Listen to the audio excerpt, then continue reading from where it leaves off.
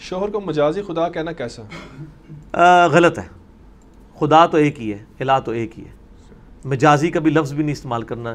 مجاز تو وہ ہوتا ہے جس کا کوئی مطلب حقیقت کا کوئی مجاز تو ہے ہی نہیں ہے نا جی. اللہ ایک حقیقت ہے، خدا تو ایک ہی ہے، اس کا مجاز کیسے ہو سکتا ہے؟ وہ تو پیغمبروں کے لیے لفظ نہیں استعمال کرنے دیتا. وہ بھی کہتا ہے کہ سورۃ النساء میں کہ اللہ تعالیٰ فرماتا ہے کہ عیسیٰ ابن مریم کبھی اس بات پہ عار محسوس نہیں کریں گے کہ انہیں اللہ کا بندہ کہا جائے، اور اگر عیسیٰ ابن مریم یا کوئی فرشتہ اس بات پہ شرم محسوس کرے کہ اسے لوگ اللہ کا بندہ کہیں تو اللہ تعالیٰ فرماتا ہے پھر ان لوگوں کو ہم قیامت دن حاضر کر لیں گے، چھوڑیں گے نہیں. تو اس کا مطلب ہے کہ اللہ تعالیٰ فرماتا ہے کہ یہ تو آپ نے شرمندگی محسوس ہی نہیں کرنی، آپ اللہ کے بندے ہیں. چاہے جائے کہ کوئی یہ خدائی کا دعویٰ کر دے. پھر سورہ آل عمران میں، سورۃ البقرہ میں بھی آیا اللہ تعالیٰ کبھی ایسا نہیں ہوا کہ ہم کسی نبی بنا کے بھیجیں اور وہ لوگوں سے یہ کہنا شروع کر دے کہ لوگوں میری عبادت کرنی شروع کر دو. وہ یہ کہے گا کہ اللہ کی بات کرو، اور کہے گا کونوا ربانیین، اللہ والے بن جاؤ. نبی علیہ السلام نے کبھی نہیں کہا کہ محمدی بن جاؤ، آپ نے ہمیشہ کہا ہے ربانی بن جاؤ، مسلم بن جاؤ. ہم جب محبتی لفظ استعمال کرتے ہیں نا تو ان کے بزرگ بابوں کی جو بدعات ہے نا ان کو ڈائلیوٹ کرنے کے لیے کہتے ہیں کہ یار تم محمدی بنو. لیکن میں ہمیشہ ساتھ کلیئر کرتا ہوں کہ یہ ہم اس کے جواب میں کہہ رہے ہیں، ورنہ ہم مسلم ہیں، ہم اپنے آپ کو محمدی بھی نہیں کہتے، مسلم ہی کہیں گے. کیونکہ نبی علیہ السلام نے اپنے نام کے ساتھ یہ محمدی یا محمدن، یہ تو انگریزوں نے ہمیں نام دیا تھا.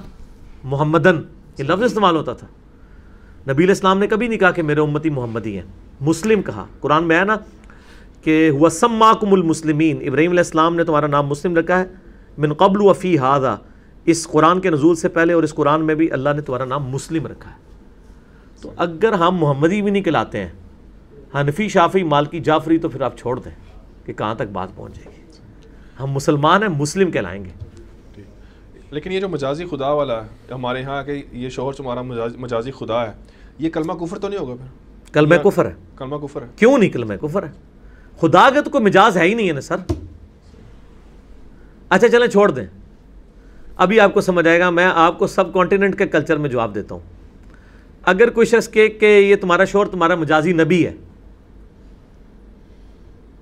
ہاں نبی واسطے تہاڈی رگ بڑک دی، اللہ سے نہیں بڑک دی. اس تو انداز لگا لو کہ سب کانٹیننٹ نے تانوں کیسی بددین بنایا ہے. تو یہ جو مجازی خدا کہتا ہے نا، اس کو خدا تو بڑی چیز ہے نا. تسی جڑے بن کے نا اپنی زنانی کو میں تیرا مجازی نبی ہاں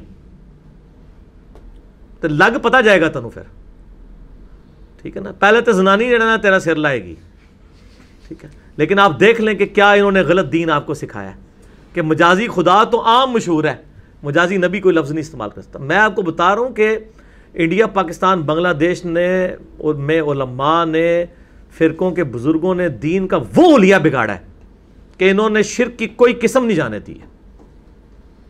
ہر جگہ شرک داخل کیا ہے، اور ہمیشہ شرک داخل نبیوں کے ذریعے کروایا جاتا ہے. عیسائیوں نے شرک حضرت عیسیٰ کے نام کے اوپر کھڑا کیا ہے. کسی عام آدمی کے نام پہ تو ہو ہی نہیں سکتا، اس کی اوقات کیا ہے. نبی تو ایک عزت والا ہوتا ہے. یہاں پہ بھی مسلمانوں میں جو اس قسم کے غیر محسوس شرک آئے ہیں وہ نبی علیہ السلام کی ذات کو سینٹرڈ کر کے. خدا کا پکڑا چھڑائے محمد، محمد کا پکڑا چھڑا نہیں سکتا.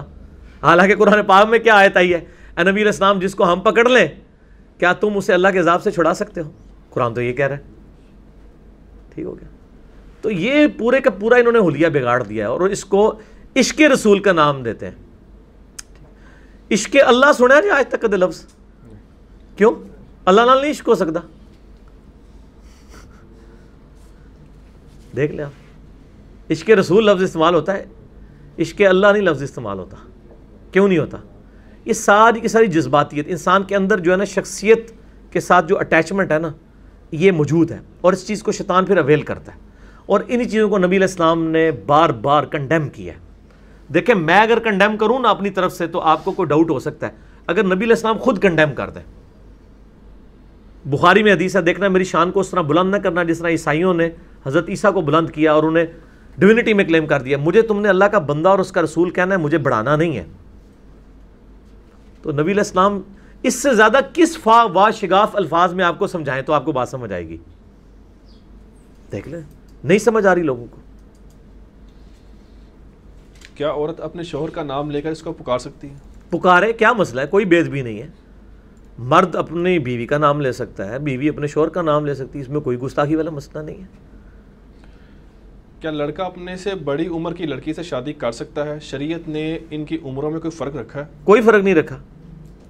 چاہے 100 سال کا مرد 20 سال کی لڑکی سے شادی کرے, چاہے 100 سال کی عورت 20 سال کے لڑکے کے ساتھ شادی کرے.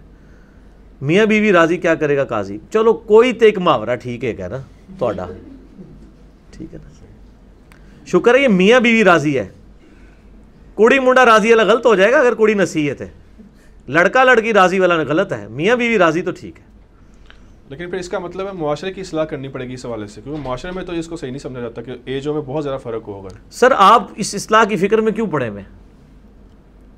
سر آپ بھی تو کون سا ایسا بوڑھا ہے جس کی, نہیں سر یہ پبلک مسئلہ نہیں, کون سا ایسا بوڑھا ہے جس کے حقوق کے لیے آپ آواز اٹھانا چاہ رہے ہیں؟ ٹھیک ہے, یہ پریفریبل قطن نہیں ہے. ہم آواز اس کے لیے اٹھائیں گے جو پریفریبل ہوگا. اسلام اس کو پسند نہیں کرتا. بخاری مسلم میں حدیث ہے, جابر بن عبداللہ نے ایک بیوہ عورت کے ساتھ شادی کی. آپ صلی اللہ علیہ وسلم ان کے جسم پہ نشان دیکھے نا وہ خوشبو وغیرہ کے, آپ فرمایا, کہا یا رسول اللہ شادی ہوئی ہے؟ فرمایا کس سے کی؟ کہا رسول اللہ بیوہ سے. آپ فرمایا کسی کنواری لڑکی سے شادی کرنی تھی تم نے. اور کہا یا رسول اللہ میرے چھوٹے چھوٹے بہن بھائی ہیں تو مجھے ایک سینئر خاتون چاہیے تھی اس لیے کی ہے. لیکن آپ فرمایا کہ تو کنواری لڑکی کے ساتھ شادی کرتا وہ بہتر ہوتی, وہ تجھ سے کھیلتی تو اس کے ساتھ کھیلتا. یعنی پریفریبل یہی چیز ہے. ٹھیک ہو گیا, پسندیدہ نہیں ہے کہ اس طریقے سے ہی کیا جائے. کیا لڑکی والوں کی طرف سے باراتیوں کو کھانا کھلانا جائز ہے؟ تو یہ سارے سوشل ایشو ہیں جی. شادی کے اوپر جتنے کوسچنز ہیں میں ایک کیٹیگوریکلی بات کروں گا. شادی کی رسومات میں جو چیز حرام کر دی گئی ہیں نا وہی حرام ہوں گی, باقی ان کو کلچر کے اوپر رہنے دیں آپ. ان کے اوپر آپ نہ کوئی قدغن لگائیں. آپ کے پاس کوئی دلیل نہیں ہے. ڈاکٹر اسرار صاحب کے بھی جو کلپ چڑھے ہوئے ہیں وہ بھی کوئی حدیث نہیں پیش کرتے, واقعات بیان کر دیتے ہیں کہ جی یہ ہو گیا وہ ہو گیا. بس ان کو کلچرل رہنے دیں. اور جیز لعنت ہے, واقعی جیز اس معنوں میں تو لعنت ہے کہ اگر اس کی بنیاد کے اوپر آپ کسی کو مجبور کر رہے ہیں. لیکن اگر ایک باپ اپنی مرضی سے اپنی بیٹی کو کچھ دینا چاہتا ہے اس کو تو آپ لعنتی نہ کہیں. گفٹ تو وہ دے سکتا ہے نا, کیوں محروم کروانا چاہتے ہیں اس کو؟ اگر وہ بچے کو نئی گاڑی نکلوا کے دے سکتا ہے تو بچی کو بیاتے ہوئے کیوں نہیں نیا فرنیچر لے کے دے سکتا؟ وہ آج تک تو نہیں ہوا کہ ایک باپ کا بیٹے کو گاڑی لے کے دینا لعنت ہے. وہی باپ اپنی بیٹی کو کچھ دے دے تو کہتے ہیں لعنت ہے. تھوڑی عقل آپ بھی استعمال کرو نا. حالانکہ قرآن و حدیث میں بخاری مسلم میں آیا کہ زندگی میں تحفہ دینا تو برابر دینا ہے, تو برابر دینا چاہیے. تو اس کو اس طرح نہیں بنا چاہیے, کلچرل رہنے دیں چیزوں کو, سوائے اس کے کہ جو چیز ظلم کی کیٹیگری میں فال کر جائے.